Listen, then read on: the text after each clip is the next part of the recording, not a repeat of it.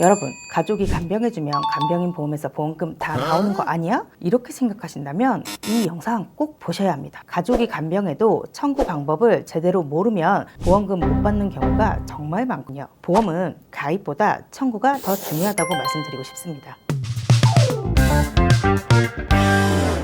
안녕하세요. 불필요한 보험은 싹둑, 필요한 보장만 딱 알려드리는 보험 디자이너입니다. 최근 몇 년간 간병인 보험이 열풍이 불었다라고 해도 과언이 아니었습니다. 실제로 많은 분들이 가족이 간병할 수 있는 보험이 있다더라 하고 관심을 가지시고 가입을 하셨죠. 근데요, 가입은 했는데 간병인 청구는 어떻게 하죠? 라는 문의를 주시는 분들이 정말 많습니다. 더 속상한 건 가족이 직접 간병을 했는데 서류가 부족해서 보험금을 못 받았다는 사례도 꽤 있다는 겁니다. 도대체 왜 보험금을 못 받았는지, 그렇다면 어떻게 청구해야 하는지 오늘 영상에서 다 알려드릴 거니까요. 간병인 보험을 가입하신 분이라면, 특히 가족 간병이 된다는 이야기를 들으셨던 분이라면 영상 끝까지 시청해 주시고요. 영상 시작하기 전에 좋아요, 구독 꼭 눌러주세요.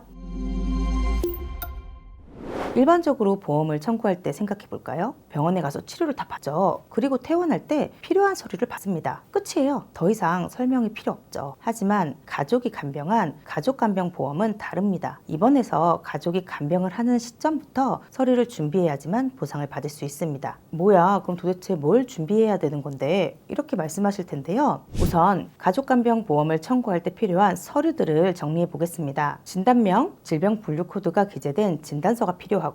초진기록지, 입퇴원 확인서, 사업자 번호와 업종이 기재된 사업자 등록증, 그리고 간병인 사용 확인서가 필요합니다. 여기에 사용기간, 시간 및 영수금액 기재, 사업자 직인 날인이 꼭 필요하고요. 다음은 요양보호사 자격증 또는 재직증명서가 필요한데요. 간병인 소속의 확인이 꼭 필요하고요. 카드 전표 또는 현금 영수증 또는 간이 영수증 등 간병 서비스를 받고 대금을 지불한 서류가 필수로 필요합니다. 일부 회사는 추가로 간병일지와 간호기록지를 요구하는데요. 간병일지는 간병을 하는 사람이 작성하면 되니까 크게 문제가 되지 않습니다. 문제는 간호기록지인데요. 간호기록지의 경우는 서류에 간병을 하고 있다는 내용이 없으면 지급이 보류되거나 거절될 수 있습니다. 다시 말해, 나는 서류를 발급받았지만 서류 내용이 부족하다는 이유로 지급이 지연되거나 거절될 수 있다는 이야기죠. 현재 제 고객님 한 분도 밤낮으로 간병을 하시고 해당 서류를 제출했지만 내용이 부족하다고 보험금 지급이 지연되고 있는데요. 사실 처음부터 간병인 청구가 이렇게 까다롭진 않았습니다. 그날 어디서 뭐 했죠? 라는 제목의 자극적인 제목의 기사가 올라왔었는데요. 간병인 보험 허위 청구건이 늘어나자 보험회사에서 소비자에게 이런 요구를 했다고 작성이 되어 있습니다. 소제목을 보면 구글 지도 등의 위치 기록을 요청한다고 되어 있는데요. 기사 내용 한 켠에는 한 보험업계 관계자는 간병인이 타지에 있거나 다른 일을 했음에도 간병을 했다고 속이면서 보험금을 청구하는 사례가 적지 않다며 간병 시간과 간병인 사용 금액을 부풀리는 사례가 점차 증가하는 추세라고 말했다고 합니다. 한편 광주경찰청은 간병 사기 혐의로 약 200명의 피의자를 송치했다고 적혀 있는데요. 간병인 보험은 상해 및 질병을 치료 목적으로 입원을 하고 간병인을 사용했을 때 보험금을 지급하는 보험입니다. 이 점을 헷갈리시면 안 된다고 꼭 말씀드리고 싶어요. 어쨌든 이러한 일 때문에 25년도 1월에 약관이 변경되었는데요. 여기에 추가된 서류가요. 왜 간병인이 필요한지 간병인 필요 사유와 실제 간병인 사용 여부 확인이 필요한 경우 추가적으로 증빙 서류를 요청할 수 있다는 내용입니다. 여기서 나는 약관이 변경되기 전에 가입을 했으니까 증빙 서류가 필요 없겠지 생각할 수 있는데요. 그렇지 않습니다. 과거에 가입을 하셨어도 현재와 동일한 서류로 청구가 진행되고 있으니까요. 과거에 가입하셨어도 꼭 체크하셔야 됩니다.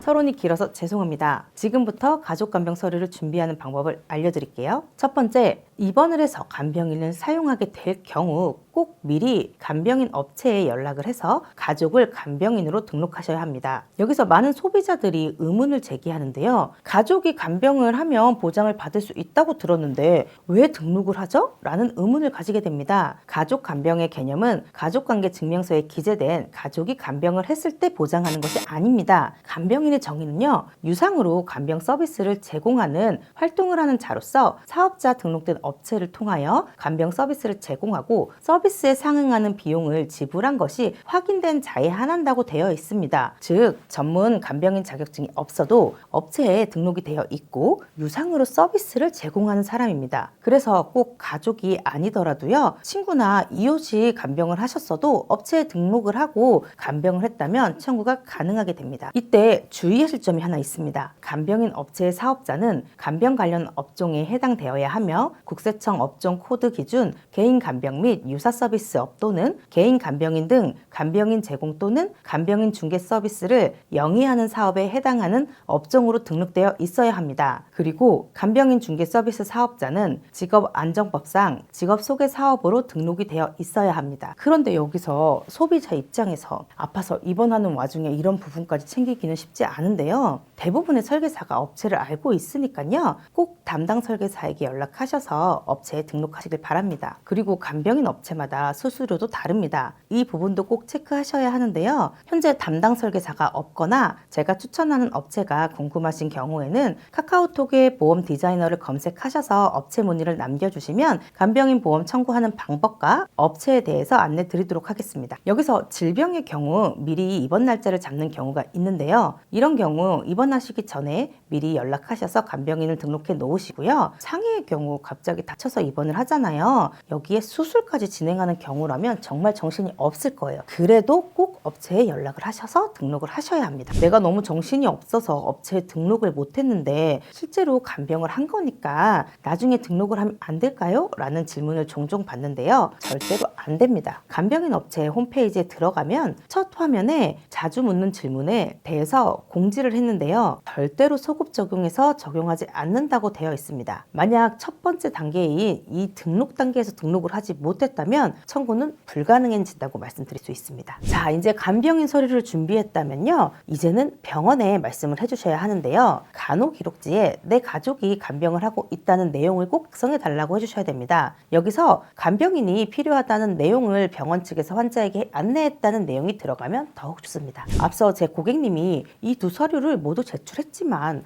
해당 서류에 간병인이 간병을 하고 있다는 내용이 없어서 지급이 지연되고 있다고 말씀드렸잖아요. 쉽게 말하면 병원마다 서류에 기록하는 기준이 다를 수 있습니다. 환자에 대한 내용은 모든 병원이 기록을 하겠지만요. 간병인이 간병을 하고 있는 여부는 기록을 하지 않는 경우가 있습니다. 그러니 미리 병원에 말을 하는 게 좋겠죠. 자, 이렇게 간병인 등록부터 내가 간병을 했다는 사실 확인까지 서류가 완벽하다면 보험금 지급이 더욱 수월할 수밖에 없겠죠. 오늘 내용을 정리해 보겠습니다. 첫 번째, 입원을 하는 즉시 업체의 가족을 간병인으로 등록하셔야 합니다. 두 번째, 간호기록지에 나의 간병인이 성실하게 간병을 해주고 있다는 내용을 기재해 달라고 병원에 꼭 말씀해 주세요. 오늘은 간병인 보험 중에 가족 간병을 청구하는 방법에 대해서 알려드렸는데요. 간병인을 미리 등록하는 것을 몰라서 간병을 했다는 사실이 입증되지 않아서 문의 주시는 분들과 상담하다 보면 저도 너무 속상해서 오늘 영상 만들어봤습니다. 많은 분들이 오늘 영상 보시고 간병인 보험 쉽게 청구하시길 바라고요. 마지막으로 하나 더 팁을 드리자면 대부분의 간병인 보험은 간병인 사용 금액이 1일에 7만 원 미만이면 내가 가입한 금액의 50%만 지급을 합니다. 내가 가입한 보험이 하루에 20만 원을 보장하는 줄 알았는데 10만 원만 보험금이 나오게 되면 속상하겠죠. 24시간 아픈 가족을 간병하면 사실 간병하는 사람도 너무나 힘듭니다. 그런데 내가 생각한 보험금의 절반만 보장이 된다면 이 또한 너무나 속상할 거예요. 그러니 이 부분도 꼭 내 증권을 보고 체크하시길 바랍니다. 오늘 영상은 여기까지 준비했고요. 오늘 영상 보시고 도움이 되셨다면 좋아요, 구독 꼭 눌러주시고요. 궁금한 점은 댓글이나 카카오톡으로 남겨주시면 안내 드리도록 하겠습니다. 감사합니다. 본 광고는 손해보험 광고 심의 기준을 준수하였으며 유효기간은 심의일로부터 1년입니다.